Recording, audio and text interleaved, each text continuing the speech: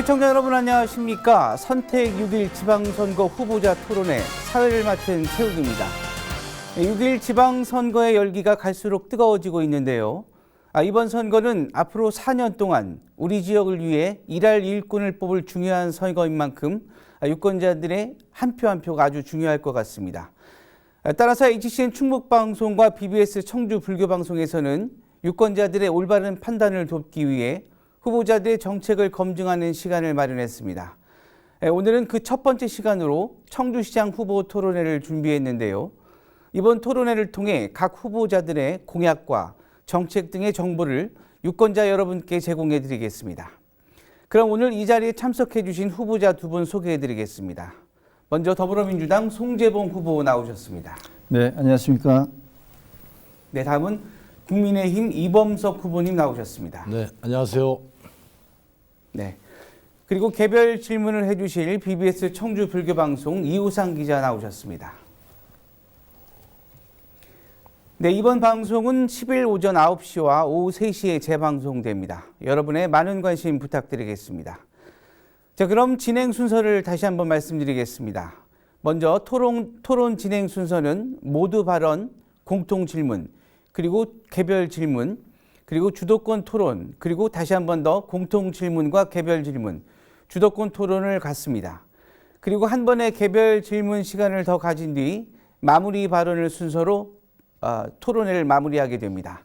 발언 시간은 정해져 있으며 답변 시간이 초과될 경우 사회자가 임의대로 발언을 제한하도록 하겠습니다.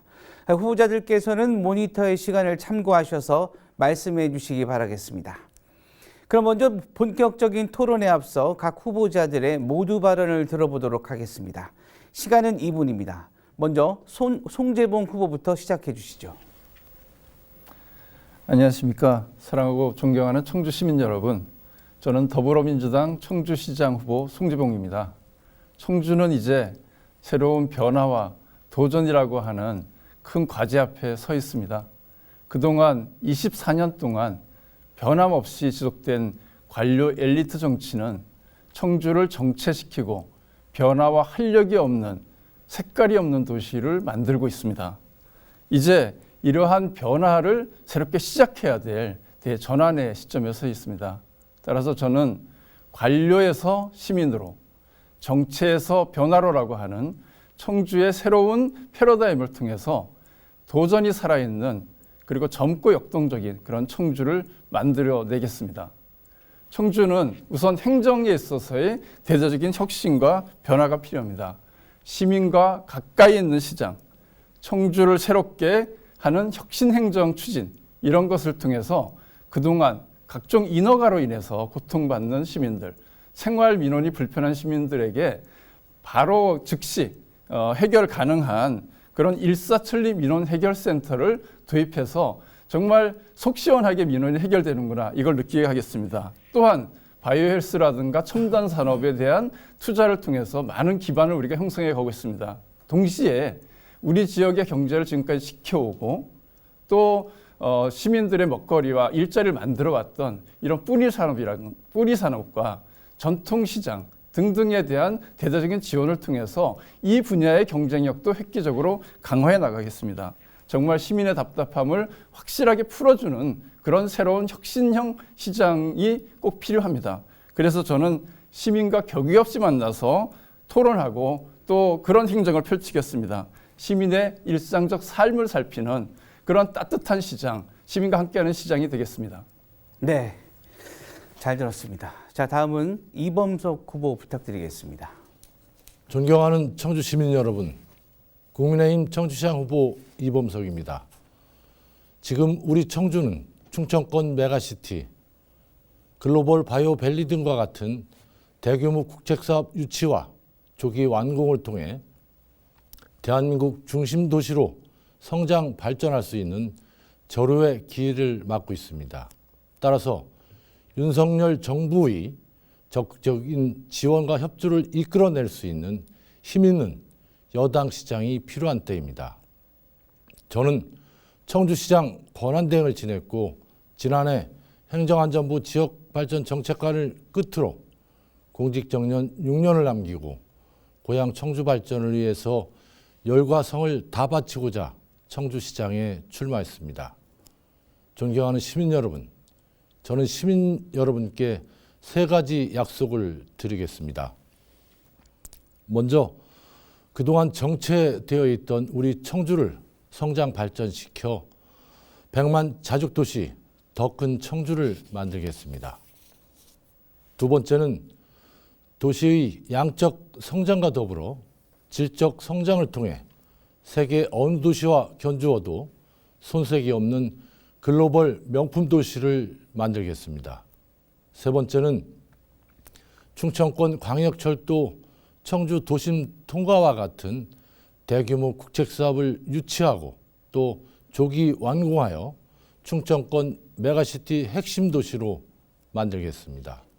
저는 이런 공약을 실천하여 잘 살고 행복한 청주라는 시민 여러분과 저의 꿈을 반드시 실천하겠습니다. 힘있는 집권여당 후보, 말보다 실천하는 준비된 청주시장 후보, 저 이범석을 지지해 주십시오. 네, 잘 들어봤습니다. 자, 후보자 모두 발언 시간을 마무리했습니다. 자, 이번에는 공통 질문 시간인데요. 질문 드리겠습니다. 청주시장 출마 후보들이 공통적으로 내세운 것은 바로 소통입니다. 그만큼 지난 4년간 청주시의 행정은 불통이었다고 해도 과언이 아닌데요. 청주시의 주요 현안을 보면 원도심 고도 제한 문제, 그리고 방서지구 정신병원 건립 문제, 또 우암산 둘레길 문제 등 주민과의 소통 부재로 인한 갈등이 첨예하게 대립하고 있습니다. 이들 문제에 대한 후보님들의 입장과 해결 방안이 있다면 무엇인가요? 공통 질문에 대한 답변 시간은 2분입니다. 이번에는 이범석 후보부터 부탁드리겠습니다. 네, 현재 혈안이 되고 있는 원도심 고도 제한 문제와 우암산 둘레길 문제는 주민들과 충분히 소통하지 않고 일방적으로 결정하고 추진했기 때문에 많은 문제점을 갖고 있습니다. 따라서 원점에서 재검토를 해야 됩니다. 저는 주민들과 충분한 소통을 통해서 전문가들과 함께 대안을 마련해서 조기에 확정해서 추진하겠습니다. 먼저 원도심 고도화 문제는 40년 이상 된 아파트도 재건축할 수 없는 과도한 문제가 있기 때문에 원도심 활성화를 불가능하게 합니다.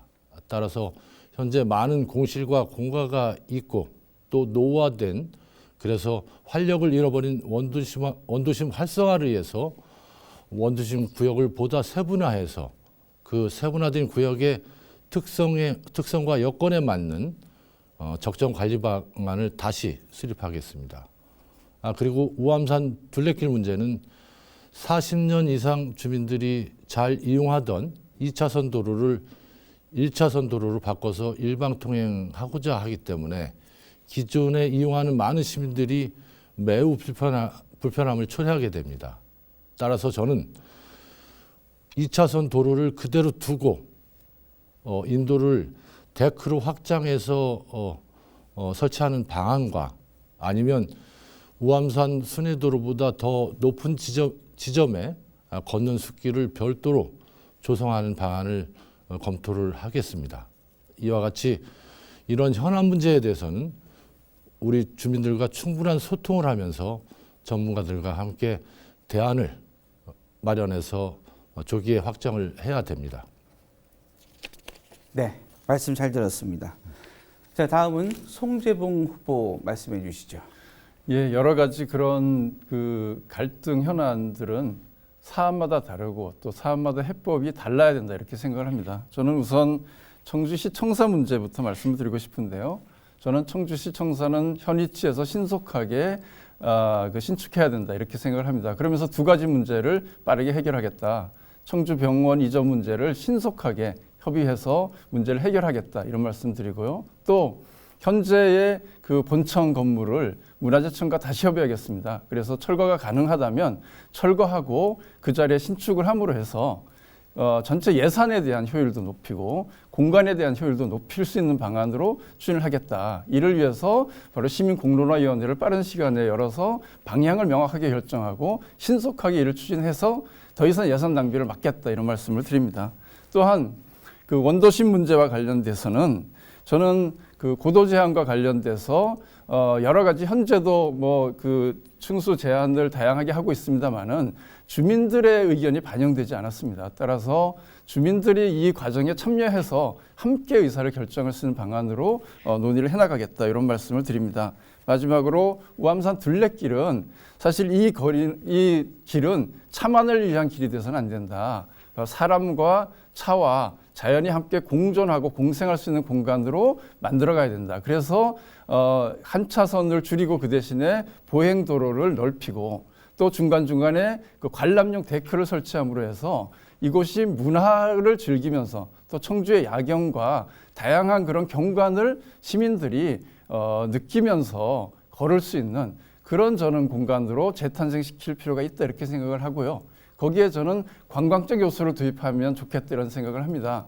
단지 차만 다니는 것이 아니라 거기에 관람 열차라든가 이런 것을 도입해서 저녁 시간엔 아이와 부모들이 함께 우암산 둘레길을 거닐 수 있고 즐길 수 있도록 만들겠다 이런 말씀을 드립니다. 네, 말씀 잘 들었습니다. 자, 후보자들 모두 수고하셨습니다. 자, 다음은 개별 질문 시간을 가져보겠습니다. 질문은 BBS 청주 불교방송과 협의하에 이루어졌음을 알려드리겠습니다. 개별 질문은 BBS 불교방송 이호상 기자가 해주시겠습니다.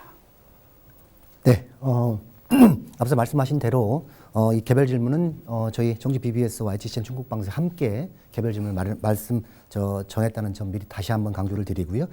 먼저 송재봉 후보님께 개별 질문 먼저 드리겠습니다.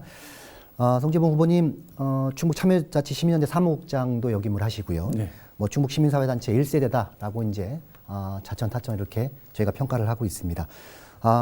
그래서 시민운동을 하시면서 그 시절에 뭐 지역 현안이나 갈등 현장에 쭉 선봉해서 계셨었고요. 여러 가지 현안에 있었습니다만 그런데 갈등의 현장에서 다소 어느 때는 지역 현안에 대해서 갈등에 대해서 뭐 대안 없는 반대, 다소 비현실적인 반대가 있지 않았느냐. 그러면서 지방정부나 이런 정책에 대해서 좀 발목을 잡지 않았느냐. 이런 비판적인 시각이 있었던 것 또한 사실이라고 생각을 합니다. 그래서 이 같은 과거 송재봉 후보의 시민운동에 대한 과거 행적에 대한 좀 다소 비판적 평가가 있는 게 사실인데 그 부분에 대해서는 어떻게 좀 해명을 하실 건지 또 반박을 해주시면 좋겠습니다. 예, 뭐 좋은 지적해 주셨습니다. 뭐 그런 비판 저는 충분히 하실 수 있다. 또 제가 그 활동하는 과정에서 그런저런 뭐 그 문제의식을 가진 분들이 생길 수 있다 이렇게 봅니다. 그렇지만 동시에 제가 했던 일을 몇 가지만 좀 소개를 드리면 제가 청주청원 통합을 새로운 의제로 지역사 의제로 만들어서 통합을 실현하는데 기여했습니다. 호남 고속철도 오송 분기역을 유치해야 된다라고 할 때 첫 번째 토론회를 제가 기획을 해서 그것이 계기가 돼서 유치 추진위원회가 만들어지고 그래서 지금의 분기역이 만들어지는데 작은 주춧돌을 저도 놓았다 이렇게 생각을 합니다.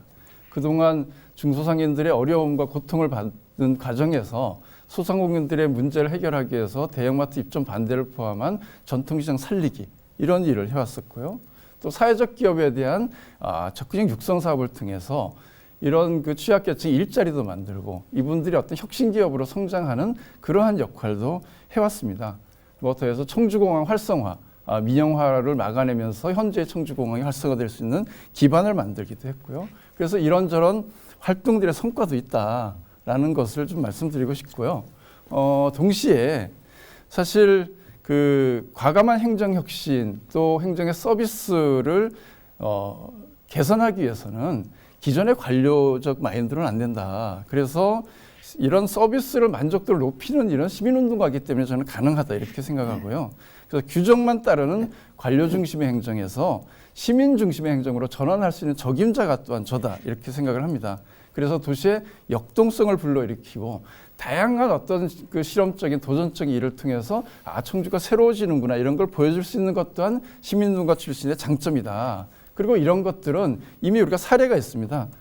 성공 모델인 성남시장이라든가 염태영 수원시장이라든가 또는 김수 전주시장 이런 분들이 다 시민운동가 출신이거든요.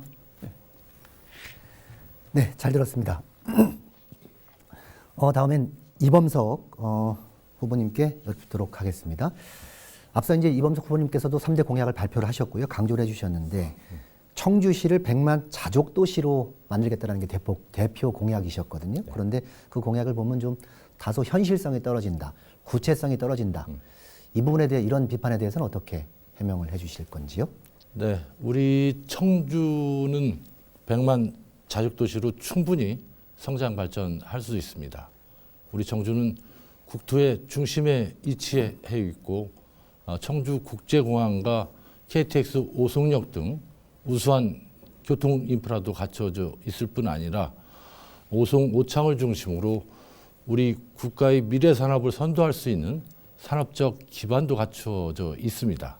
따라서 이런 우수한 인프라와 여건을 활용해서 보다 과감하고 적극적인 성장 발전 전략을 펼친다면 충분히 100만 자족 도시로 성장 발전할 수 있습니다. 그래서 저는 100만 자족 도시 더 큰 청주를 실현하기 위해서 많은 공약을 제시했고 오늘 주요 공약을 말씀을 드리면 첫 번째는 공항 인프라 확충을 통해서 500만 이상을 수용할 수 있는 공항으로 발전시킨다면 장차 공군 비행장도 이전할 수 있는 여건도 마련할 수 있습니다. 그리고 우리 지금 청주 교도소가 남부 지역의 성장 발전의 걸림돌이 되고 있지 않습니까? 그럼 청주 교도소를 이전하고 그 주변 지역과 함께 스마트 생태 신도시를 조성하겠습니다. 두 번째는 원도심 재개발 재건축을 활성화하고 도시와 농촌 재생 사업을 적극 확대하겠습니다. 세 번째는 오송 역세권 개발과 국가복합 환승센터를 유치하고 글로벌 바이오밸리를 조기에 완공하겠습니다. 네 번째는 우리 청주에 새로운 성장 산업을 육성하기 위해서 대기업과 그리고 유망기업을 적극적으로 유치하겠습니다. 이런 공약 실현을 하면 100만 자족 도시는 충분히 가능합니다. 네. 자, 첫 번째 개별 질문 시간을 모두 마쳤습니다. 후보자분들 수고하셨습니다. 자, 이번에는 주도권 토론 시간을 가져보겠습니다. 후보자들께서는 8분 동안 주도권을 갖고 입장과 시각을 달리하는 정책이나 현안에 대해 질문하실 수 있습니다. 주도권을 갖고 계신 후보는 상대 후보의 답변이 길어질 경우 제지할 권한도 갖고 있습니다. 하지만 여기서 주의해야 하실 부분은 질문은 가급적 짧게 해주시길 부탁드리고 길어질 경우 사회자가 임의로 제지하겠습니다. 그리고 주도권을 가진 후보자께서는 답변을 충분히 들으신 뒤 재반론하셔도 되겠습니다. 자, 이번 시간엔 먼저 이범석 후보부터 주도권 토론을 시작하겠습니다. 부탁드리겠습니다. 네, 우리 송재봉 후보께서는 오랫동안 시민단체 활동을 해오셨습니다. 그리고 이번 문재인 정부에서 청와대 행정관으로 근무하셨는데 저는 이번 문재인 정부의 청와대의 가장 큰 문제점이 오만과 독선 그리고 무능이라고 생각하고 어떤 불통의 대명사가 아닌가 이런 국민적 평가도 있습니다. 이런 평가는 지난번 대선에서 국민들이 정권 심판으로 입증을 해주셨습니다. 조금 전에 현안 문제에 대해서 말씀을 하시는 과정에서 우리 송재봉 후보께서 시민단체 활동을 하실 때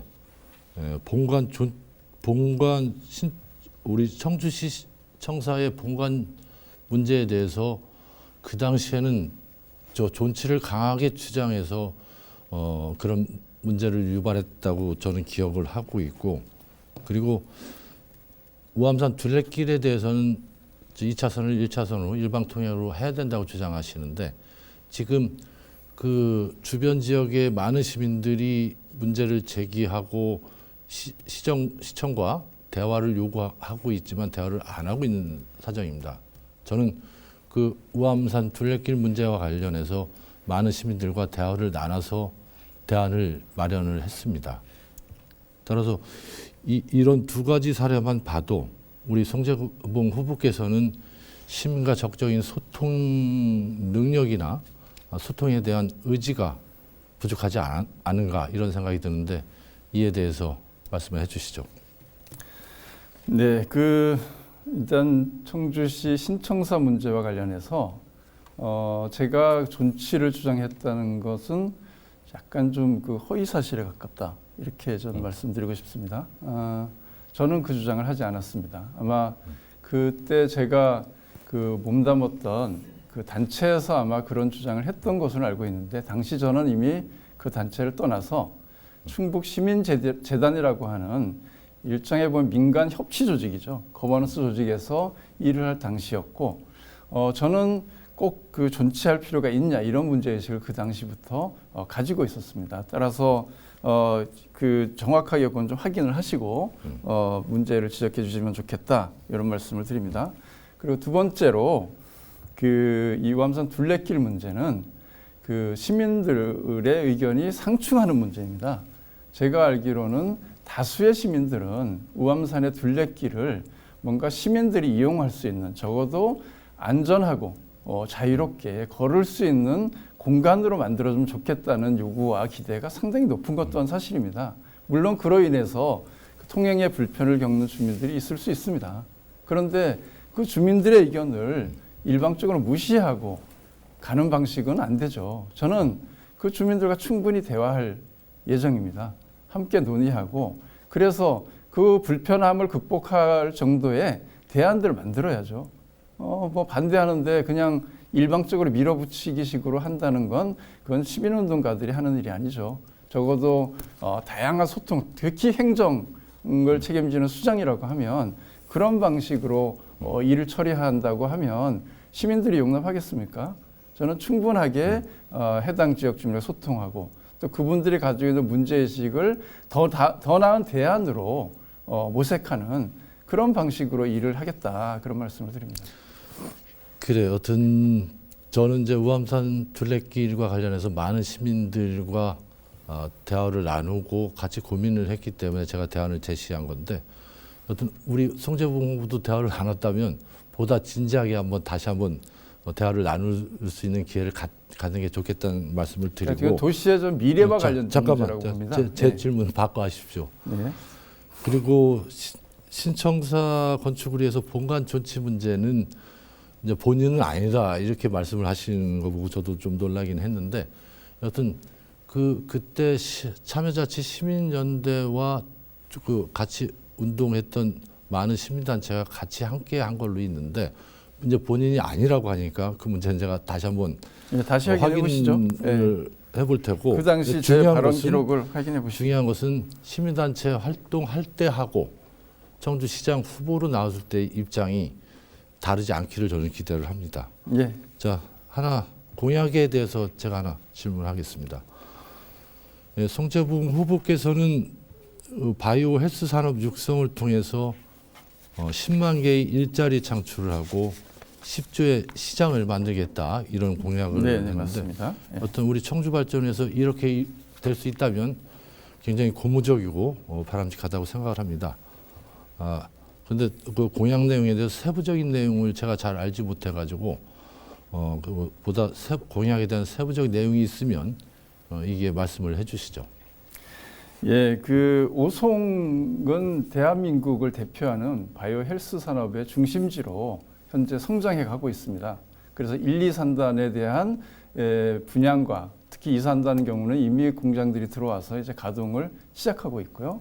또 3, 3단이 조기에 그래서 빠른 시간 내에 착공을 하고 거기에 다양한 그런 바이오 헬스 관련된 기업들을 유치하고 특히 저는 대기업들이 와야 된다고 봅니다. 그런 대기업들이 올 수 있는 환경을 만들어서 여기서 이제 본격적인 생산이 이루어지게 되면 빠른 시간 내에 이러한 10조 규모 또 10만 일자리가 만들어질 수 있다 이렇게 봅니다. 물론 현재 상태로 보면 한 2만 개 정도의 바이오 헬스 관련 일자리가 현재 있습니다.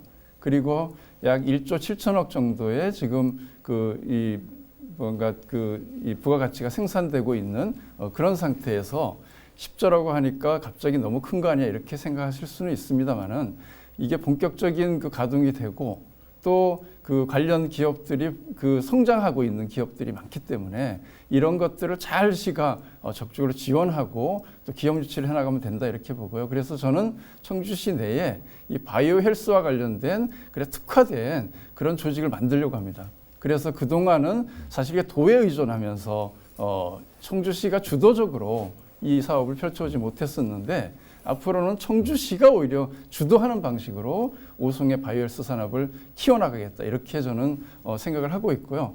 그와 덧붙여서 지금 오창에 방사능 가속기가 들어오고 있지 않습니까? 근데 바이오헬스와 방사능 가속기는 굉장히 깊은 연관이 있습니다. 그래서 이런 어떤 그 산업적인 연관성도 높이고 또 그 바이오 기업 관련된 현장 전문 인력을 육성하는 그런 지원센터가 필요합니다. 현재 1년에 약 1,000명 이상의 관련 인력이 수요가 있다고 하는데 그런 인력 양성 시스템이 안 돼 있어서 사실 인력 채용에도 굉장히 어려움을 겪고 있다고 하거든요. 그래서 그런 어떤 산업들을 적극적으로 유치하고 연구기관도 만들어내고 또 그와 관련된 바이오 벤처 이런 것들을 적극적으로 키워나가는 그런 전략을 통해서 이 사업을 꼭 달성시킬 수 있다. 거기에 저는 뷰티 바이오 벤처 타워 같은 것도 그 오송역 인근에 제대로 구축을 해서 이것이 어떤 비즈니스 상에서도 뭔가 성과를 내는 그런 쪽에 좀 사업을 추진하려고 계획을 하고 있습니다. 네. 자, 잘 들어봤습니다. 이번에는 그 송재봉 후보가 주도권을 갖고 토론을 하겠습니다. 예, 그 자꾸 그 청와대가 불통이었고 뭐 무능이다 이렇게 지적을 하시는데 사실 문재인 정부 기간 동안에 OECD 국가 중에 OECD 국가를 제외하고 우리나라가 선진국으로 들어간 첫 사례 아닙니까? 그런 만큼 성과를 내고 있죠. 코로나 국면에서도 우리나라가 경제 성장률 1위를 달성했습니다. 그만큼 그 다양한 경제 영역에서 우리가 성과를 만들어내고 있고 망해가던 조선산업을 지금 세계 1위의 조선산업으로 키우지 않았습니까? 그래서 너무 그렇게 일방적인 이 시장 선거에 또서 그 문제를 그렇게 강조하시는 것이 그냥 합당할까 이런 생각이 들면서 그러면서 동시에 저도 좀 의문이 들어서 몇 가지 좀 질문을 드려보고 싶습니다. 그 윤석열 당선자를 비롯해서 차기 정부 주요 인사에 대해서 지금 인사청문회 진행되고 있지 않습니까? 여러 가지 문제 지적이 되고 있습니다. 또 일부 이미 낙마하는 후보가 나오고 있기도 하고요. 이런 것은 그런 어떤 독선이 아닌가 이렇게 싶고 또 청와대 이전을 일방적으로 밀어붙여서 지금 그 국방부 그 청사로 가는 거 아닙니까? 그렇게 되면 최대 1조 원 정도의 예산이 연쇄적으로 들어간다는 겁니다. 왜 잘 있는 청와대를 두고 옮겨서 이 엄청난 혈세를 낭비해야 될까 이런 여기에 좀 의문이 든다 이런 말씀을 드리고요. 그리고 여러 가지 대선 직후 했던 공약 이미 파기하고 있지 않습니까? 당장에 이 장병들 월급 200만 원 주겠다 한 거지 못 지키겠다고 하고 있잖아요. 예. 그리고 중소상인들 대한 그 코로나 피해 지원 정액으로 지원하겠다고 했다가 차등 지원하겠다 이렇게 하고 있는 거 아닙니까? 그러면서 또 한 가지 저는 이건 정말 저는 심각한 문제다 이렇게 보는데 대통령실 공직기강 비서관으로 이시원 전 검사를 선임한 거 아시죠? 이분이 어떤 일을 했냐면 지난 2013년에 서울시 공무원 유호성 씨를 간첩 조작 사건으로 했던 그 담당 검사입니다. 과연 이런 분이 공직기강의 감시자로 역할을 제대로 할 수 있을까요? 저는 이런 것이 문제다. 그래서 정말 한번 묻고 싶습니다. 이 조작 사건에 관여했던 검사가 정말 청와대 공직사정 비서관을 한다는 것에 대해서 어떻게 생각하십니까? 타당하다고 보시나요? 일단 뭐 지금 말씀하신 인사 검증 이런 문제를 말씀하셨는데 사실은 어떤 그 인사 검증이나 청문회 과정에서 문제가 있으면 그 후보는 부적합부로 임용 안 하는 게 맞죠. 근데 지난 문재인 정부의 인사 검증이라든지 청문회를 보면 민주당이나 문재인 정권에서 인사 검증 6대 원칙이죠. 6대 원칙을 정해놓고 대부분의 후보가 그 원칙에 문제가 있는 후보들을 국회 청문회 과정에서 다 드러났는데도 불구하고 대다수 다 임명을 강행했습니다. 그러니까 사실 인사 검증이나 국회 청문 과정에서 그게 문제가 그렇게 있다고 많은 해서 잠깐만요. 문제를 그게 문제가 요거 하고 답변. 답변하죠. 그게 문제가 있다고 해서 문재인 정부를 소통 불통 이렇게 얘기하시면서 똑같은 일을 지금 하고 있지 않습니까? 자, 그리고 지금, 제가 질문 드린 건 이분 이시원 전 검사 공직경 비서관으로 임명하는 거 합당하다고 보십니까? 자, 여튼 그 문제는 뭐 제가 고민할 문제는 아니고 그거는 인사권자가 검증을 이 행정의 통해서 전문가라고 하면 하시니까 되는 문제고. 묻는 겁니다. 네? 행정의 전문가라고 하시니까 묻는데 그건 행정의 전문가 판단할 문제가 아니고 이런 분들을 인사를 하는 게 맞냐? 그것도 공직기강 비서관으로 자, 청와대. 그래서 인사가 중요하고 인사는 반드시 충분한 검증을 거쳐서 문제 여부가 어느 수준인지를 판단해서 임명을 해야 됩니다. 예, 그러니까 알겠습니다. 사실 문재인 정부에서 인사를 그렇게 해놓고 난 그렇게 얘기할 수 있는 자격. 그러니까 저는 이제 요분에 합당한 자 물었죠. 이건 이제 판단에 공직자로서 인사를 어떻게 할 거냐는 판단의 문제라고 보고요. 또한 그 이범석 후보 부시장과 권한 대행 시절에 보면 청주시의 공직기강이 무너졌다. 이런 지적이 참 많지 않았습니까? 기억하시죠? 제가 그 어디 말씀하십시오. 직접 네. 오셔가지고 그 사과하는 모습도 제가 그 같이 봤던 것 같은데요. 그 당시 보니까 광극공사의 수의계약, 뭐 금품 수수, 공무원 자살, 여성 공무원 대상 몰카, 공무원 불법 성매매 업소 운영, 이 공직기강 회의 사건이 수없이 발생을 했는데 그 당시 이런 문제에 대해서 그 부시장으로 또 권한대행으로 계시면서 왜 이게 제어가 안 되신 거죠? 자, 우리 청주시에도 끊임없는 뭐 공직비나 문제가 되는 사건이 일어나는 건 매우 안타까운 사실입니다. 그래서 제가 2017년도 청주 부시장으로 재직 시에는 그런 여러 건이 발생을 했고, 그래서 제가 청주시장 권한대행 시절에 비록 8개월 짧은 기간이지만 고강도 공직기강 확립 대책을 수립했고 그 대책을 엄격하게 적용해서 시행한 바 있습니다. 사실은 이 권한대행, 제가 청주시장 권한대행 시절에는 그렇게 큰 어떤 비위 사건이나 문제 있는 사건은 거의 없었습니다. 그것이 다 연속해서 이어지는 상황이었고요. 그래서 2016년부터 3년 동안 청주시가 청렴도 4등급을 받았습니다. 이것은 그 당시에 그 부시장으로 또 그 권한대행으로 계시면서 그 제대로 이렇게 공직자들에 대한 그 관리라든가 또는 청렴에 대한 그런 어떤 정책이 부족했기 때문이다 이렇게 보는데 그와 관련돼서 책임감은 못 느끼시나요? 이 공직기강 청렴도를 높이기 위해서 아주 고강도 대책을 수립하고 시행을 해왔고, 사실 이제 공직비 사건에 대해서는 엄정한 일벌백계가 반드시 필요하고, 우리 청주시가 청렴도 평가가 낮은 가장 큰 이유는 이 민원인들의 만족도 평가가 거의 바닥 수준입니다. 따라서 우리 민원 처리 과정에서 우리 담당 공무원들이 민원인들에게 보다 적극적으로 신속하게 성의 있게 처리하는 것이 굉장히 그래서 중요합니다. 그때는 못했는데 앞으로는 잘할 수 있다 이렇게 말씀하시는 건가요? 제가 좀 전에 말씀드렸지만 그러니까 그 당시에 할 수 있는 부시장 권한과 시절에 발생한 거는 몇 건이 있는 거 제가 알고 그러니까 있고, 그 당시에 권한과 그로 인해서 고강도 대책을 수립을 해서 그 대책을 시행함으로 인해서 그 권한대행 시절에는 그런 사건이 발생하지 않았습니다. 100만 자족도시 이 말씀을 하셨어요. 임기가 4년 아닙니까? 네. 4년 내에 100만 자족도시를 만들겠다는 것인지 계속 100만 자족도시를 말씀하시는데 네. 언제까지 하시겠다는 겁니까?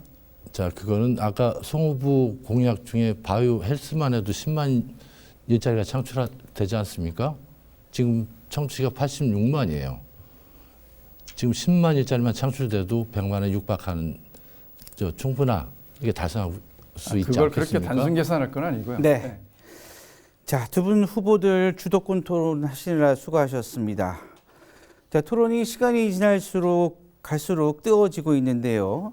자, 이번에는 다시 한번 공통 질문 시간을 가져보겠습니다. 이른바 대장동 개발 사업으로 전국이 뜨겁습니다. 청주시도 테크노폴리스, 서우창 테크노밸리 등 여러 산업단지 도시개발 사업에 지분 투자한 뒤 특수목적 법인을 구성해서 민간과 개발 사업을 하고 있는데요. 그러면서 특수목적 법인의 사장 등은 청주시 고위공무원들의 퇴직 후 재취업 자리를 보장하고 있는 게 사실입니다. 여기에 토지주들은 공익사업을 가장해서 헐값에 땅을 빼앗아 막대한 차익을 남긴다고 주장하고 있습니다. 무분별한 청주시의 지분 투자를 통한 산업단지 개발 사업에 대해 어떻게 생각하시는지 궁금합니다. 먼저 송재봉 후보부터 말씀해 주십시오. 답변 시간은 2분입니다. 예, 청주가 지속 가능한 그런 성장하는 도시로 되기 위해서는 지속적인 산업단지 개발이 좀 필요하다고 봅니다. 그런데 그 산업단지의 개발은 장기적인 계획과 도시의 비전과 일치하는 방향으로 가야 된다 이렇게 생각을 합니다. 따라서 저는 현재 오창이나 오송의 그런 국가 산업단지와 시너지를 낼 수 있는지 없는지를 훨씬 더 면밀하게 판단을 하고 추진을 해야 된다 이런 말씀을 우선 드리고요. 그래서 수요와 공급에 대한 좀 검토가 필요하고 그래서 민간의 개발업자들이 계획을 세워서 청주시에 제안을 하면 그것에 따라서 이런저런 산업단지가 개발되는 그래서 정작 그 토지를 소유하고 있는 주민들은 일방적으로 그 어떤 그 단지로 묶여서 재산권 행사에 제약을 받는 그런 방식의 접근은 이제 이 지방자치 시대에는 적합하지 않다. 그래서 개선이 필요하다 이렇게 기본적으로 생각을 합니다.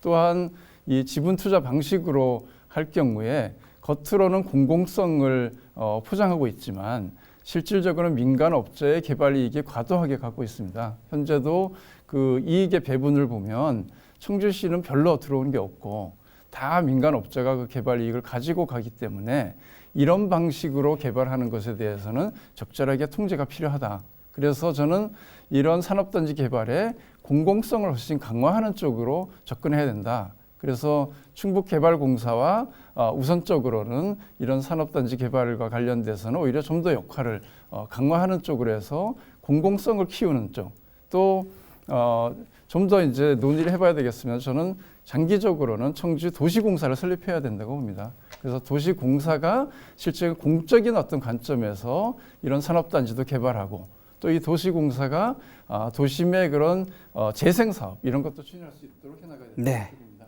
답변 잘 들었습니다. 다음은 이범석 후보 말씀해 주시죠. 네, 산업단지 조성에 청주시가 직접 지분 투자하는 것은 매우 신중하게 검토하고 결정해야 되고 매우 예외적으로 적용을 해야 된다고 생각을 합니다.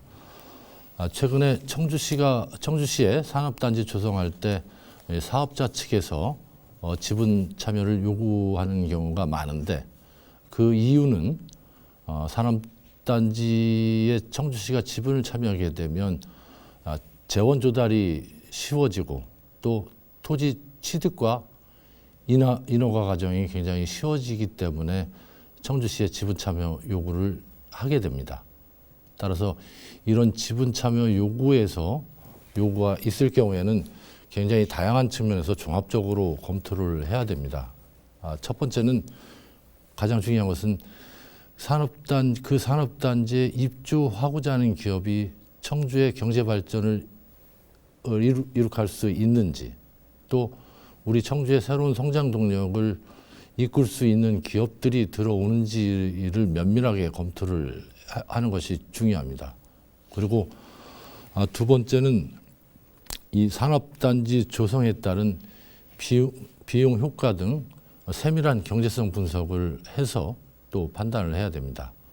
그리고 세 번째는 그 토지 소유자나 그 예상 단지에 거주하는 주민들의 의견 수렴이 특히 중요하고 그분들의 의견을 최대한 반영할 수 있는지 여부에 대해서도 충분히 검토를 해서 해야 됩니다. 따라서 산업단지의 청주시의 직접 지분 투자 문제는 매우 신중하고 그리고 예외적으로 결정을 해야 된다고 생각합니다. 네, 말씀 잘 들었습니다. 자, 자, 공통 질문 시간이 모두 마무리됐습니다. 후보자분들 모두 수고하셨습니다. 자, 이번에는 두 번째 개별 질문 시간을 가져보겠습니다. 이호상 기자님 질문 부탁드리겠습니다. 네, 이번에는 그 이범석 후보님께 먼저 질문 드리도록 하겠습니다. 이 질문 많이 받아보셨을 것 같은데요. 후보께서 뭐 전통 관료 출신 아니시겠습니까? 그렇다 보니까 또 역설적으로 다소 좀 공직 관료 출신이다 보니까 좀 권위적이다라는 비판도 받으실 수 있을 것 같고요. 또 역시 일각에서는 뭐 청주의 변화를 좀 변화시키고 혁신하는데 관료 출신 시장의 고리를 이제 좀 끊어야 된다. 이런 의견, 이런 지적이 있는 건 사실이거든요. 이 부분에 대해서는 어떻게 해명을 해주시겠습니까? 네, 우리가 식당을 창업하고 운영할 때 요리를 잘하는 사람과 요리를 잘 못하는 사람 누가 더 잘할 수 있을까요? 저는 청주시장은 청주시 행정을 총괄하는 행정가입니다. 따라서 공직 출신이 그동안의 많은 행정 경험과 역량을 쌓고 다양한 인적 네트워크를 형성하고 또 고위공직자 같은 경우는 그동안 많은 검증을 또 받아왔습니다. 따라서 공직 출신이 청주시장으로서 훨씬 잘할 수 있다고 생각이 됩니다. 그리고 저는 변화와 혁신을 통해서 청주시정을 역동적으로 이끌 수 있습니다. 두 가지 점을 말씀드리면 첫 번째, 저는 정년 6년을 남기고 안정적인 공직을 포기하고 시장에 출마한 젊은 패기와 열정이 있습니다. 따라서 우리 청주를 새롭게 변화를 일으킬 수 있습니다. 두 번째는 그동안 제가 공직생활 30년 중에 절반을 중앙정부에서 근무를 했습니다. 지금은 기획재정부인 기획예산처, 국가균형발전위원회, 행정안전부 등에서 근무를 했는데 이때 대부분의 하는 업무가 지방정부들을 비교 평가하고 지방정부의 혁신과 발전을 지원하는 업무를 주로 했기 때문에 청주시장으로서 어떻게 해야 될지 또 어떻게 하는 것이 잘하는지를 잘 알고 있습니다. 따라서 저는 많은 행정 경험과 역량 그리고 인맥을 기반으로 해서 젊은 패기와 열정으로 청주시정을 답답한 청주시정에서 역동적인 시정 또 변화와 발전, 혁신을 주도할 수 있습니다. 네, 말씀 잘 들었습니다. 네, 자, 이어서 예, 질문하시죠. 네, 이어서 송재봉 후보님께 또 질문을 드리겠습니다. 이 질문 역시 많은 질문을 이제 받아보셨을 거라고 생각이 되는데요. 지방행정 이제 시민활동을 오래 하셨다 보니까 지방행정 경험이 좀 부족하다라는 지적을 받아오셨던 건 사실이었던 것 같은데 그렇다 보니까 과연 지방행정을 잘 이끌 수 있겠느냐 만약에 시장이 되신다면 이런 우려와 함께요. 또 역시 중앙정부를 상대로 한 협치, 또 중앙정부를 상대로 한 뭐 예산 확보라든지 말이죠. 이런 부분을 과연 잘 할 수 있겠느냐 이런 우려가 있는 건 사실이고요. 또 하나는 송 후보에 대한 뭐 공직사회에서의 약간의 거부감도 있는 건 사실이거든요. 이 부분에 대해서는 어떻게 해명을 하시고 반박을 하실 수 있겠습니까?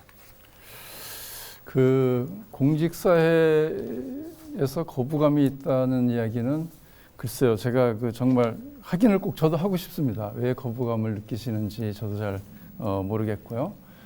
그러나 공직사회가 여러 가지 좀 고민스러운 지점이 있겠다. 왜냐하면 지방자치는 실시했지만 지금까지 24년 동안 변함없이 같이 일하던 행정관료들이 단체장을 했기 때문에 편안했던 거죠. 익숙했던 것이죠.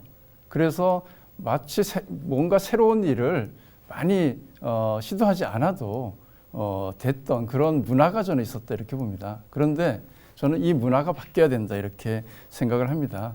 그것은 아마 변화에 대한 저는 막연한 두려움일 수도 있다 이렇게 봅니다. 그런데 청주시가 이 정체를 벗어나서 뭔가 역동적이고 새로운 도전이 살아있는 그런 도시로 가려면 사실 새롭게 일하려고 하는 그런 리더십이 들어와서 청주시정을 이끄는 그런 변화가 좀 필요하다. 이런 말씀을 우선 드리고 싶습니다. 또한 그 행정 경험만 가지고 있는 단체장보다는 행정 경험도 가지고 있고 저는 우리 지역 출신 중에 청와대 행정관으로 최장기 근무한 사람입니다.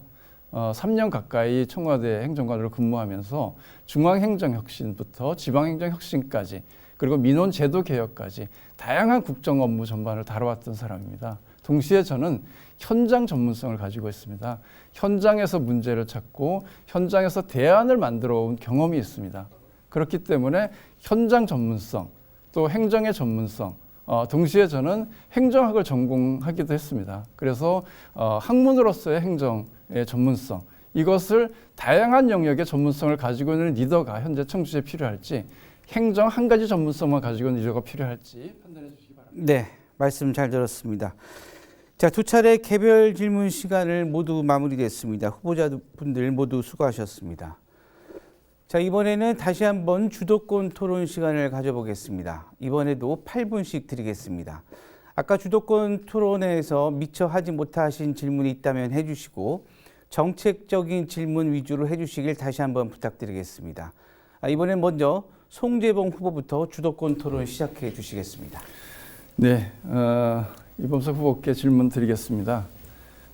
이범석 후보와 관련돼서 보면 이 소각장 관련된 이야기들이 여러 곳에서 지적이 되고 또 언론에도 계속 보도가 되는 것을 봤습니다. 제가 보니까 2013년 충북인 뉴스에서 이범석 전 청주부시장 진수산업 편의 봐줬나 뭐 이런 기사를 본 적이 있는데요.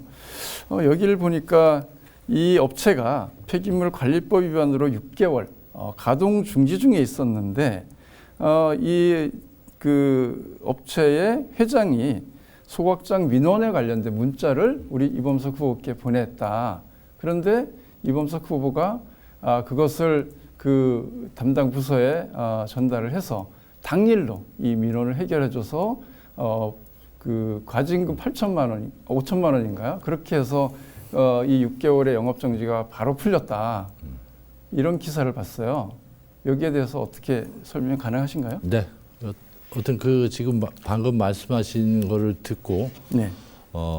한 군데 언론 매체만 난 거죠, 사실은. 예. 어떤 그 문제에 대해서 이게 정치와 선거 과정에서 흠집 내기가 이런 거구나 이런 느낌을 들었습니다. 어떤 단연코 그 문제에 대해서는 뭐 봐주기나 이런 문제는 전혀 없습니다. 이 문제에 대해서 저는 공직생활하면서 어떠한 아는 사람이든 모르는 사람이든 민원 처리에 대해서는 항상 신속하고 성의 있게 처리해야 되고 또 행정 처분에 대해서는 엄정히 처리해야 된다고 생각하고 또 그렇게 공직생활을 보내왔습니다. 조금 전에 말씀하신 클랭코, 진주산업 이 건에 대해서 두 가지 팩트가 있습니다. 첫 번째는 제가 2017년 1월 청주부시장에 취임을 했고 취임하고서 얼마 후에 청주시가 소각장 관련해서 행정 처리가 늦어져서 한파로 인해서 동파에 우려가 있으니 신속하게 처리해달라는 민원이 왔고 그 민원을 제가 담당 국장에게 전달해서 처리를 한 것입니다. 좀 전에 말씀드린 것처럼 그 당시는 이미 적법한 허가를 받아서 공장 설비가 준공이 돼 있는 상태고 그 돼 있는 상태에서 행정 요구를 했을 때 시에서 처리를 한 달 이상 끌어왔는데 저는 그 민원만 전달했지만 그 민원에 따라서 적법하게 적법한 처리가 된 것으로 알고 있습니다. 그리고 그거 관련해서 요 질문 같이 드리고 나서 답변을 해주시죠. 이게 이제 한 언론에서만 뭐 있는 걸 가지고 제가 지적하는 건 아시고 여기 보면은 서울 동부지방법원의 판결 내용입니다. 이 판결문에 보면 이렇게 처리를 해줘서 편의를 봐줬다 이렇게 지금 발표를 하고 있는 거지 않습니까? 그런데 이게 뭐 특정 언론의 흠집내기다 이렇게 말씀하시는 건 그럼 판결을 부정하시는 것인지 이것을 묻고 싶고요. 잠깐 팩트를 얘기합시다. 또 한 가지 두 번째는 이 소각로 증설 절차가 이렇게 돼 있죠. 그래서 보면은 사업 계획의 적합 승인도 있고, 그다음에 폐기물 처리업 변경허가 승인이 있고, 그다음에 절차 검사가 있고, 설치 검사가 있고, 승인 개시 신고를 하도록 돼 있는데 이 과정이 다 위법이었다는 거잖아요.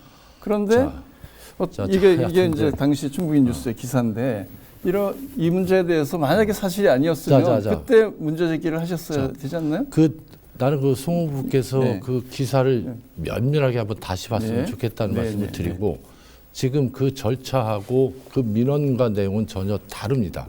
그러니까 제가 1월 취임 초에 민원은 이미 허가를 받아서 그 이전에 공장 설비가 준공이 된 상태고 그 이후에 제가 청주부시장으로 취임해서 청주시가 행정 처리를 안 해서 한파가 오기 때문에 동파가 될 우려가 있으니까 신속히 처리해 달라는 요구였고 저는 그 요구를 저 담당 국장한테 전달해서 처리된 사안입니다. 지금 그 절차하고 이 민원 절차하고는 전혀 다른 것이고 그리고 한 가지 더 말씀을 드리면 이 업체가 그 다음에 청주시장 권한대행으로 제가 일할 때 다른 또 불법 행위가 있었습니다. 그래서 제가 행정 처분을 엄중히 해서 가장 그 엄정한 영업허가 취소 처분을 했습니다. 제가 어떤 뭐 특혜나 뒤봐주기 뭐 이런 문제였다면 제가 그렇게 처리하지도 않았을 테고 중요한 것은 공무원으로서 어떤 사명감이랄까 여튼 민원은 신속하고 성의 있게 처리를 하는 것은 당연한 것이고 그리고 행정 처분할 때는 엄정히 처분하는 게 중요하고 저는 이전 공직생활에도 마찬가지고 앞으로도 마찬가지일 겁니다. 네, 알겠습니다. 그런데 아마 그 당시에는 이 업체가 그 업체의 편의를 봐주기 위해서가 아니라 신속한 민원 처리해서 이렇게 했다 이런 말씀이시죠? 예, 그러고 나서 곧바로 그 10월 달에 과다 소각 문제가 생기죠. 그래서 기사화가 되고 그래서 지역사회에 이슈가 됩니다. 그리고 12월에는 이 업체가 그렇게 신속하게 허가해 줬는데 다이옥신을 또 배출하고 있다. 이게 청산가리보다 더 위험하다는 거잖아요. 그래서 또 이게 문제가 됩니다. 그래서 신속한 행정 편의를 위해서 봐주셨는지 몰라도 결과적으로는 이 업체가 이런 문제를 계속 일으키게 한데 원인 제공을 하신 건 사실이지 않습니까? 그렇게 해서 허가 취소를 하셨다고 하는데 그 당시 들끓는 여론상 아마 허가 취소 안 했으면은 이범석 그 당시 권한대행께서 엄청난 아마 비난에 직면할 수밖에 없는 그런 상황이었죠. 그래서 허가 취소를 했는데 안타깝게도 패소를 합니다. 그래서 그 당시에 문제 지적을 한 것이 어떻게 시가 대응을 했길래 이렇게 그 행정소송 이런 문제가 있는 업체에 대해서 허가 취소를 했는데 패소했냐. 그 패소 원인이 뭐였습니까? 행정은 어느 순간 어떤 사안이 어떤 과정으로 진행된다고 해도 법의 기준과 절차에 따라서 집행을 해야 됩니다. 그러니까 어떤 개인적 감정이나 어떤 그 변수와 상관없이 저 공무원, 청주시정은 그 행정을 적합한 행정을 해야 됩니다. 그래서 이 부분에 대해서 허가 취소의 부분에 대해서는 저는 정확히 알지는 못하지만 여튼 그 허가 취소에 대해서 법원이 판결한 패소했지 내용은 않습니까? 그래서 패소를 한 거에 대해서는 그때 제가 그러면 제대로 그 문제점을 파악해서 제대로 소송을 못해서 패소한 거 아닙니까? 그러고 나서 다시 한범석 시장이 들어와서 다시 이 소송을 하죠. 허가 취소와 관련된. 자, 그래서 제가 한범석 시장 시절에 똑같은 사안으로 패소했던 사안을 한범석 시장이 들어와서는 1심에서 현재 승소를 했지 않습니까? 자, 그러면 그때 제대로 그 확인을 못하신 거 아닌가요? 일단 팩트를 정확히 정리를 해야 될 것 같아요. 네. 자, 송재봉 후보의 주도권 토론이 모두 마무리됐습니다. 수고하셨습니다. 자, 다음에는 그 이범석 후보께서 주도권 토론을 시작하겠습니다. 예, 좀 전에 대화 내용에 대해서는 명확한 팩트 정리를 해야 될 것 같은데 저는 2017년 1월에 청주부시장으로 취임해서 11월 청주시장 권한대행을 맡아서 2018년도 8월까지 청주시에 근무하다가 중앙부처로 전출을 했습니다. 지금 방금 말씀하신 그 사안들이 제가 청주시에 근무할 때인지 아닌지는 정확하게 확인을 해줬으면 좋겠습니다. 자, 그래서 여튼 제가 다른 질문을 드리겠는데 일단 여튼 송재봉 후보의 명확한 입장을 한번 정리하는 차원에서 제가 다시 한번 묻겠습니다. 청주시 청사 건립과 관련해서 본관 철거에 본관 철거를 주장하는 여부와 우암산 둘레길에 대해서 1차선을 하는지 여부에 대해서는 다시 한번 확인차 말씀을 해주셨으면 좋겠습니다. 예, 그 청주시의 현재 제가 이 청주시장 후보로 나오면서 많은 분들의 의견을 듣고 또 경청하고 고민을 나눠봤습니다.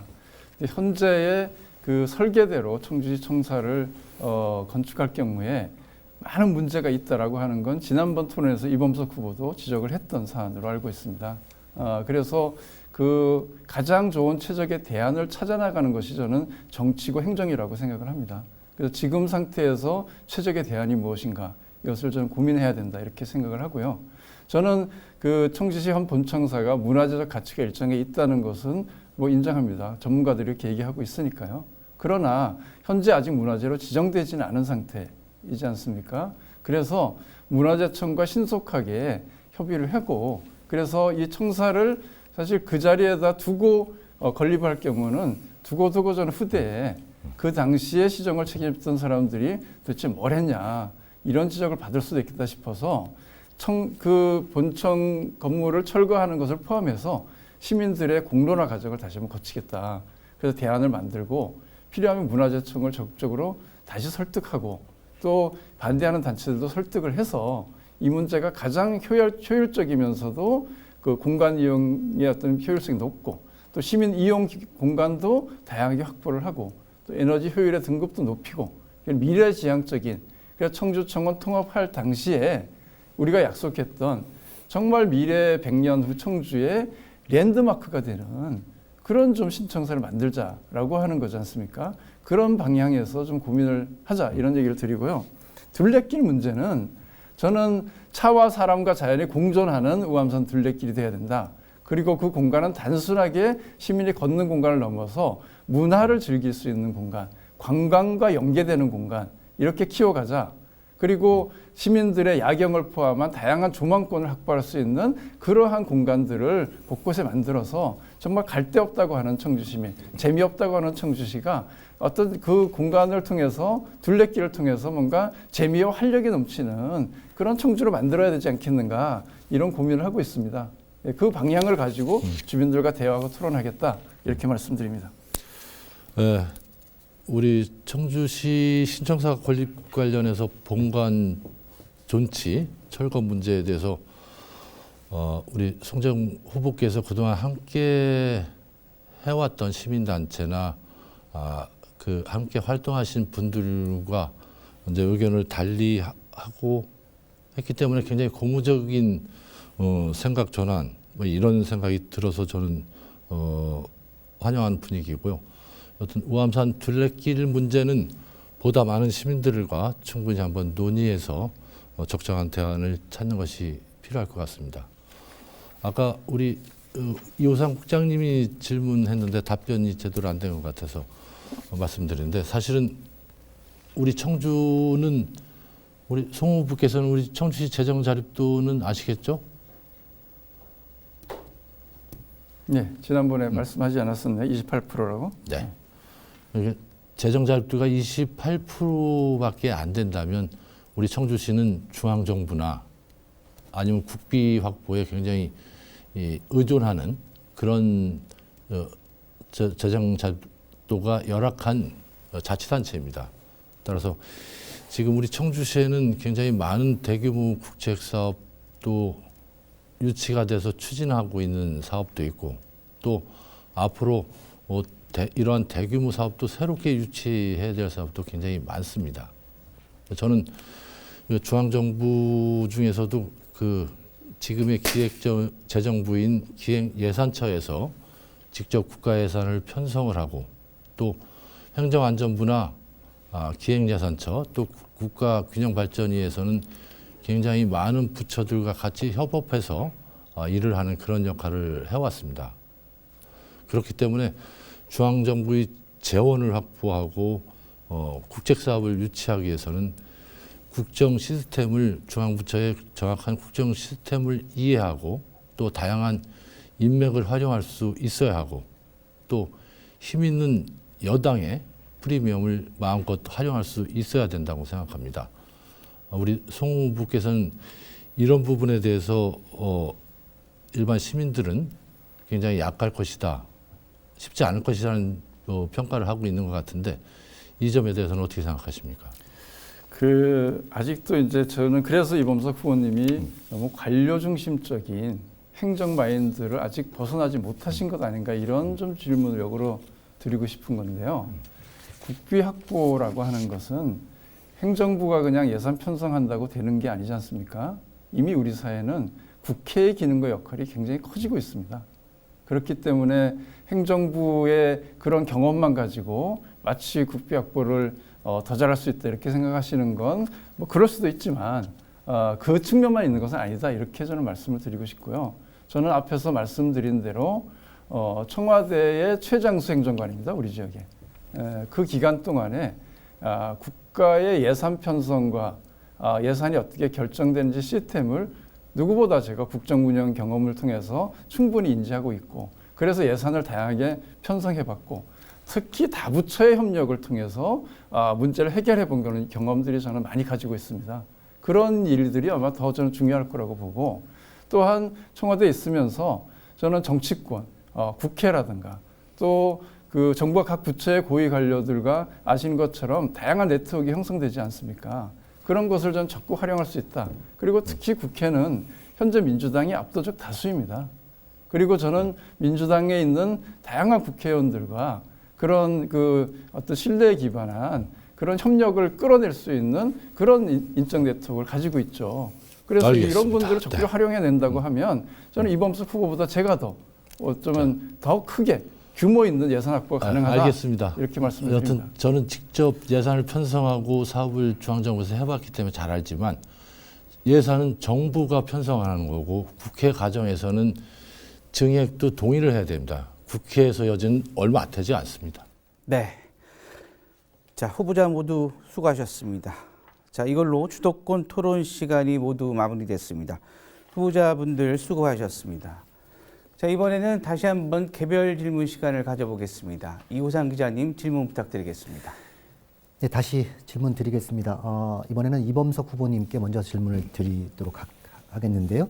앞서 주도권 토론에서 성재봉 후보님께서 공교롭게도 이 질문을 비슷한 질문을 드렸는데요. 연장선상의 질문이다라고 생각하시면 될 것 같습니다.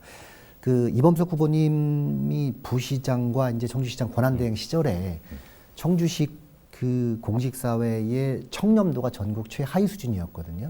근데 물론 지난해 좀 다소 개선되긴 했었습니다만 그래도 물론 현재 여전히 그래도 크고 작은 뭐 공직자들의 비리, 비위가 발생하고 있는 건 사실입니다만 이 부분에 대한 공직사회 비리, 비위, 청렴도를 높일 수 있는 뭐 대책, 대안이 있다는 어떤 생각을 가지고 계시는지요? 네, 저도 조금 전에 말씀드린 것처럼 제가 청주 부시장과 시장 권한대행을 할 때 그런 사건들이 발생을 해서 고강도 공직기강 대책을 수립하고 시행을 했던 그런 기억이 납니다. 근데 우리 청주시가 이런 끊임없는 사건이 발생하고 또 공직 청렴도 평가가 매우 낮게 나오는 것에 대해서는 참으로 안타깝게 생각합니다. 우리 청주시가 뭐 청렴도 평가가 낮게 나는 이유가 가장 핵심적인 이유를 두 개를 말씀드리면 첫 번째는 공직 비위 사건이 끊임없이 발생하고 있다는 것입니다. 두 번째는 민원 만족도가 거의 치하의 정도에 달하는 정도로 낮게 평가되고 있습니다. 그만큼 우리 청주시의 민원 처리에 대해서 민원인분들이 불만을 갖고 있고 문제가 많다는 것을 나타내주고 있는 것입니다. 따라서 이런 문제를 해결하기 위해서는 공직 비위 사건에 대해서는 일벌 100개를 통해서 다시는 이런 일이 발생하지 않도록 해야 되고 두 번째는 민원 처리에 대해서는 제가 좀 전에 말씀드린 것처럼 민원 담당 공무원이 보다 성의 있고 신속하게 민원 처리를 해줘야 됩니다. 따라서 저는 시장이 당선된다면 이런 민원 처리 실태에 대해서 시장이 직접 모니터링을 하고 그에 필요한 조치를 하는 그런 시스템을 갖추도록 하겠습니다. 그리고 특히 민원 담당 공무원들이 더 신바람나게 일할 수 있도록 인센티브와 또 행복한 일터가 될 수 있도록 만들도록 하겠습니다. 네, 답변 잘 들었습니다. 이어서 송재봉 후보님께 여쭙도록 하겠습니다. 공교롭게도 또 송 후보님 질문 세 가지 모두 과거 이제 송 후보님께서 일했던 시민운동과 관련된 연장선상의 질문이라는 점 좀 양해해 주시고요. 송재봉 후보께서 과거 시민운동을 하시면서 이 청주 지역에 입점하는 대형마트 입점을 적극적으로 반대하는 선봉에 서서 이런 역할을 해오셨던 건 사실 아니겠습니까? 네. 그런데 이번에 출마하시면서 대형 쇼핑몰을 입점시키겠다는 공약이 있더라고요. 이 부분에 대해서는 과거 시민운동을 하셨던 것과 현재 입장이 좀 바뀌신 것 같은데요. 좀 다소 일각에서는 좀 모순 아니냐 이런 지적도 있는 게 사실입니다. 어떻게 해명해 주실 건지요? 예, 뭐 그렇게 보실 수도 있다고 생각이 듭니다. 뭐 그 생각이 한 가지 방향으로 20대부터 죽을 때까지 쭉 한 길로만 가면 좋겠지만 저는 특히 정치인에게는 그러한 원리 원칙도 중요하지만 유연성도 동시에 중요하고 특히 시대 변화에 얼마나 잘 적응하고 또 유권자와 시민들의 요구를 얼마나 잘 수용할 수 있는 그런 어떤 그 유연함 이런 것도 굉장히 중요하다. 저는 우선 이렇게 말씀드리고 싶고요. 그 당시에 대형 마트 입점과 관련돼서는 전국에서 비율이 청주가 제일 높았습니다. 곳곳에 이런 그 대형 마트가 입점이 추진되면서 지역의 그 소상공인들이 정말 생존의 위기에 갑자기 내몰리고 준비 안 된 채로 이런 대형 마트의 공격적인 영업으로 인해서 골목 상권이 초토화되고 있는 상황이었기 때문에 시민의 이익을 지키기 위해서는 불가피하게 저는 그 대응해서 반대 운동을 할 수밖에 없었다 이렇게 말씀을 드리고요. 저는 그런 상황에서 지난번에 우리 이범석 후보께서 본인은 대형마트 입점을 반대하지 않았다 이렇게 주장을 하셔서 저는 그 당시에 글쎄 중앙부처에 계셔서 그런지 모르지만 저는 시민들의 정말 생각과 그것이 일치하는 것일까 이런 의문이 들기도 했습니다. 근데 지금은 유통 환경이 변화했죠. 또한 시민 다수가 대형 쇼핑몰을 원하고 있습니다. 아무리 정치인의 개인적 소신도 중요하지만 시민들이 원한다고 하면 시민들이 원하는 방향에서 고민해야 된다. 이런 것이 저의 생각입니다. 또한 대형 복합 쇼핑몰을 저는 이제 이야기한 것이거든요. 여기는 쇼핑만 있는 것이 아니라 기존의 대형마트는 사실 그 기능만 있거든요. 그런데 여기는 문화와 여가와 오락 등이 함께 어우러질 수 있는 그런 어떤 기능이 될 것이다 이렇게 보고 그래서 적어도 중광역시를 제한한 청주시의 기본 인프라다 이런 관점에서 접근해야 된다고 봅니다. 네, 양 후보 답변 잘 들었습니다. 지금까지 두 후보의 정책에 대해 들어봤는데요. 이제 오늘 토론의 마지막 순서로 후보자들의 마무리 발언을 들어보도록 하겠습니다. 미처 답변하지 못한 말씀이나 유권자들에게 당부하고 싶은 말씀이 있으시면 해주시기 바라겠습니다. 답변 시간은 2분입니다. 먼저 송재봉 후보부터 말씀해 주십시오. 네, 존경하는 청주 시민 여러분, 청주는 공항이 있고요. 또 오송역이라는 철도 분기역이 있습니다. 사통팔달의 교통망을 가지고 있고요. 또 바이오, 정보통신, 반도체, 2차 전지 등 미래형 산업 기반을 가지고 있습니다. 청주시의 성장 잠재력은 충분합니다. 그러나 동시에 이 성장 잠재력이 제대로 꼽히지 못하고 있다. 이러한 시민들의 답답함이 있습니다. 그것은 리더십의 문제다. 새로운 이제는 삶의 질과 관련된 정책들, 그것이 체육이라든가 문화라든가 환경이라든가 관광이라든가 이런 분야도 좀 더 앞으로는 균형 있게 성장하는 그런 도시가 돼야 된다 이렇게 생각을 합니다. 이를 위해서는 저는 25년 동안 시민과 함께 지역 문제를 해결해온 지역 전문가입니다. 또 새로운 변화를 주도하고 현장에서 생활 실험실을 통해서 혁신을 실험한 그런 혁신 전문가입니다. 또한 청와대에서 3년 동안 근무하면서 여러 가지 그런 사회 갈등을 조정해내고 또 민간 협치라고 하는 시스템을 설계해서 적용해 왔습니다. 이러한 협치와 소통의 전문가입니다. 또한 정부 혁신과 지방 혁신의 여러 가지 대안들을 만들고 그것을 현장에 적용해 왔습니다.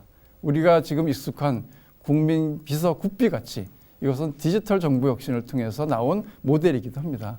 이러한 다양한 새로운 혁신 사례들을 그래서 시민 맞춤형 공공행정 서비스를 제대로 발굴해서 제공하기 위해서는 저같이 한 분야의 전문성만이 아니라 다양한 영역의 전문성을 가지고 있고 이걸 융합해낼 수 있는 그러한 인물이 이제는 청주시장으로 돼야 된다. 저는 그렇게 생각합니다. 그렇게 해야지만 청주가 젊고 역동적인 도시 그리고 소통하는 도시 공감을 통해서 시정이 변화하는 그런 도시가 될 수 있다 이렇게 생각을 합니다. 네, 말씀 잘 들었습니다. 자, 다음엔 이범석 후보 말씀해 주세요. 네, 존경하는 시민 여러분, 저는 청주시 미원면 대신리 산골마을에서 태어나고 자랐습니다. 30년간 마을 이장을 하신 아버님 모습을 보면서 지역과 나라를 위해서 큰일 하겠다는 꿈을 키워왔습니다. 그래서 행정고시를 합격해서 공직에 입문했습니다. 공직생활 30년 가까운 생활 중에서 고향 청주에서 청주시장 권한대행을 비롯한 지방행정 업무를 고향 청주에서 수행을 해왔습니다. 따라서 우리 청주, 고향 청주의 구석구석을 누구보다 잘 알고 있고 또 오랜 시간 동안 우리 청주를 어떻게 바꿔야 할지 그리고 어떻게 발전시킬 것인지를 많이 고민해 왔습니다. 제가 지난해 공직 정년 6년을 남기고 청주시장에 출마한 것은 우리 청주, 고향 청주 발전을 위해서 열과성을 다 바치고자 함입니다. 앞으로 우리 청주 발전을 위해서 윤석열 정부와 함께 청주 시민이 행복하고 잘 사는 그런 시민 여러분과 저의 꿈을 반드시 실현하겠습니다. 힘있는 집권 여당 후보 그리고 말보다 실천하는 준비된 청주시장 후보 저 이범석을 지지해 주십시오. 고맙습니다. 네. 자, 두 후보의 마무리 발언을 끝으로 청주시장 후보 초청 토론회가 모두 마무리됐습니다. 아무쪼록 이번 토론회가 유권자들의 현명한 판단에 도움이 되셨길 기대해 보겠습니다. 아울러 오늘 11일 이 시간에는 선택 6일 지방선거 보훈군수 후보자 토론회가 이어집니다. 유권자 여러분들의 많은 시청과 관심을 부탁드리겠습니다. 이것으로 HCN 충북방송과 BBS 청주 불교방송이 마련한 6일 지방선거 청주시장 후보자 토론회 여기서 모두 마치도록 하겠습니다. 오늘 나와주신 후보자 두 분과 이호상 기자님 그리고 지금까지 토론회를 시청해 주신 시청자 여러분 감사드리겠습니다. 고맙습니다.